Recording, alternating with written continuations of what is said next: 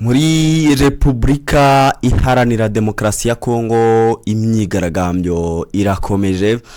Uyu munsi nje kubabwira amakuru agezweho ku bijyanye n'imyigaragambyo ndetse ngiye kukubwira byinshi bikubiye muri ibi bikorwa. Ni inkuru y'imyigaragambyo ikomeje gufata indi ntera cyane cyane mu murwa mukuru Kinshasa, aho abantu benshi ndetse n'ibindi bintu bishobora no guhinduka nyine mu bihe bikomeye mu minsi iri imbere. Ese iyi myigaragambyo wakwibaza ngo yatewe n'iki? Ese ishobora kuganisha nyine cyangwa irerekeza kuki? Ibyo byose reka tubirambure tubisobanure neza cyane gatanu kuri gatanu. Yewe nitwa Pasi Govinda, The Quick Times News ni kuteza amatwi, kanda subscribe, like, share ndetse na comment, ubundi tubane ku buryo burambuye.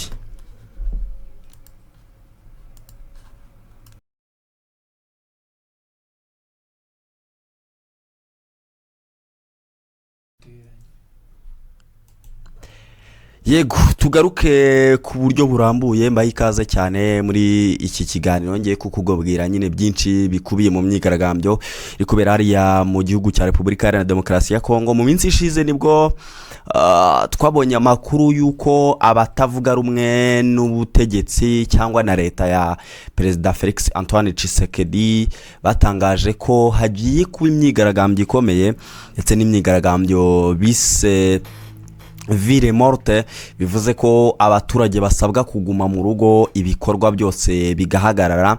Ibi babitangaje banavuga ko biteganyijwe cyane cyane Kinshasa kuva tariki ya 3 Kamena.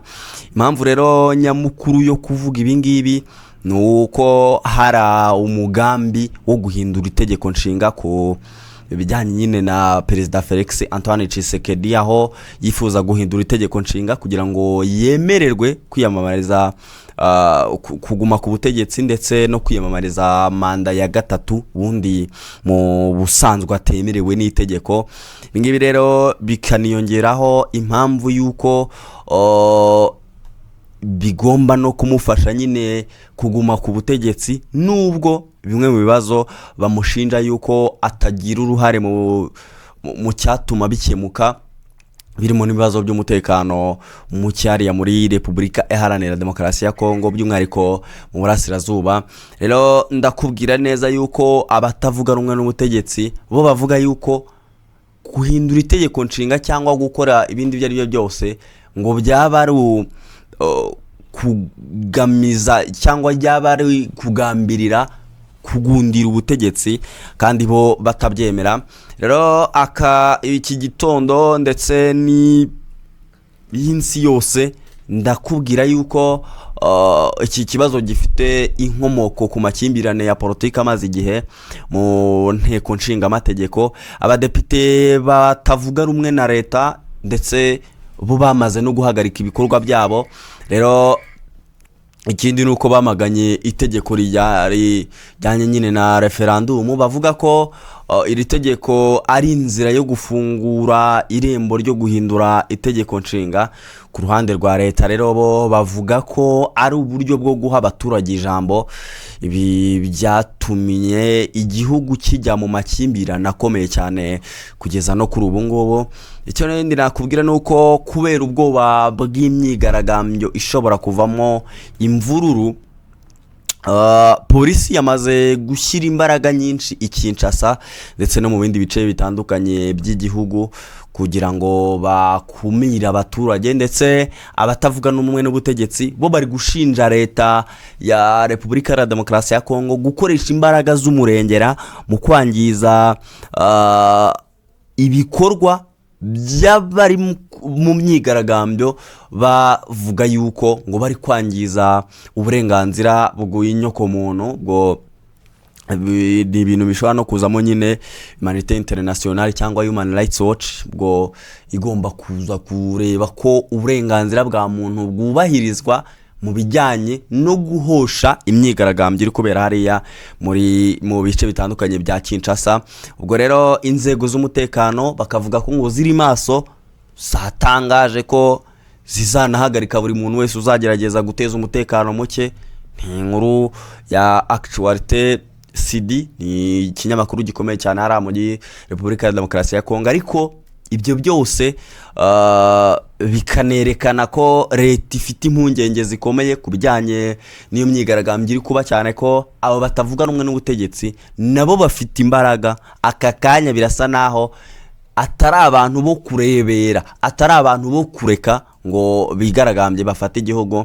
Ikindi rero nuko leta hari ubwoba ko ibintu bishobora no kuba bibi kurushaho, cyane ko kuwemeza yuko hazaba imyigaragambyo guhera ku itariki 3 ibikorwa byose bigahagarara, ariko guhera ku itariki ya 27 ubwo ni ku munsi wabanzirije ushize bikaba hari hatangiye imyigaragambyo. Ni ikintu cyerekana neza yuko bya bintu biri seriye kandi bishobora no kutamerera neza abaturage. Icyo ni ikindi kintu umuntu yatekereza. Ubwo rero hakaba amakuru atangwa n'imiryango mpuzamahanga avuga ko hari igitutu gikomeye ku batavuga rumwe n'ubutegetsi bifuza yuko batahindura itegeko nshinga bijyaniranye n'ine, nuko bo bifuza kuba bakura ku butegetsi Perezida Felix Antoine Tshisekedi wifuza kongererwa iyindi manda ya 3. Gusa bo bakavuga bati hoya wigundira ubutegetsi niba byanze vaho. Hakaba n'ikindi kintu rero kivuga ko abanyamakuru ndetse n'abanyapolitike bamwe batangiye kugenda batabwa muri yombi bashinjwa kuba ibyitso by'abari kwigaragambya ndetse n'abari gutegura imyigaragambyo. Ubwo nabyo ni ibindi umuntu aribuze kugenda akurikirana. Hari abatangiye gufungwa ariko badafite impamvu zisobanutse zo gufungwa, ariko amakuru n'ubundi akagenda ahuriza yuko ari babandi bafite akaboko mu bijyanye no kuba bategura iyo myigaragambyo cyangwa ngo banayigiremo uruhare. Ubwo nacyo ni ikindi kintu.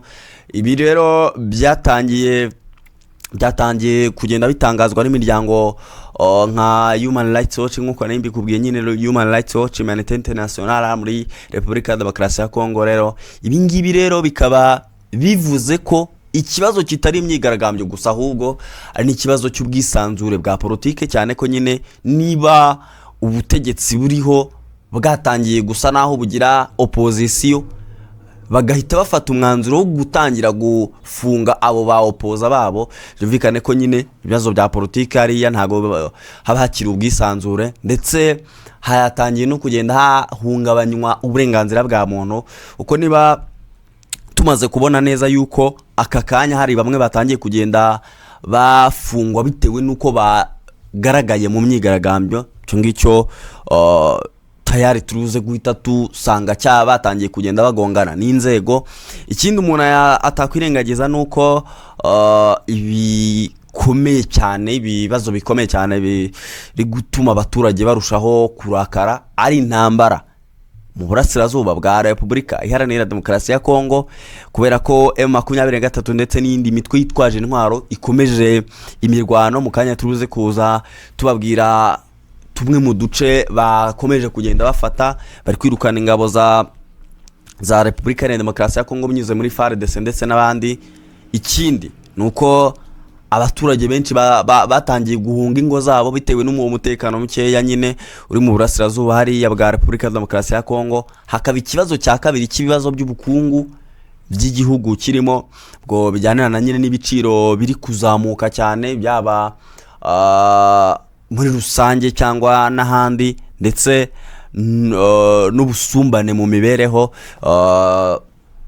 Bigasa naho abaturage bo batayishimiye ibyo ngibyo. Ariko n'ikindi navuga muri rusange, ikibazo cy'umutekano muke, ko hari ibitero bikigaragara hirya no hino muri Repubulika Iharanira Demokarasi ya Kongo. Ibi byose rero byiyongera kuri politike, bigatuma abaturage bagira umujinya mwinshi. Ikindi nuko ikibazo gikomeye kugeza kuri ubu ngubu ni ukwibaza ngo ese bizarangira bite. Hari ibintu rero bitatu bishoboka. Imyigaragambyo ishobora gukomera cyane, cyo ni kimwe. Cya kabiri nuko leta ishobora gukaza ingamba z'umutekano, bakaba batangira nyine kugenda bica abanabo baturage.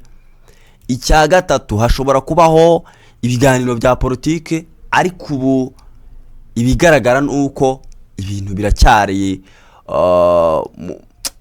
mu gihirahiro, ntago baramenya aho bari kuva. Icyo umuntu yavuga rero nuko iyi myigaragambyo iri muri Repubulika ya Demokarasi ya Kongo itari y'akanya gato gusa, kuko n'imyigaragambyo igaragaza ibibazo byimbitse bya politike ndetse n'ibibazo by'umutekano, ubwo tutibagiye n'ubukungu biri hariya. Rero ubwo rero niba utarakanda subscribe kandi ukaba ukifuza kumenya amakuru agezweho, kandaho banza umenye ko wakanze kuri subscribe hano kuri The Quick Times News, ubundi ujye ukomeza ubone ibyinshi tugenda tukugezaho. Ngewe nitwa Pasi Govinda, ndagushimiye cyane, ugire umunsi mwiza ndetse unaryohererwe n'ibiganiro The Quick Times News igenda ikugezaho bya buri munsi.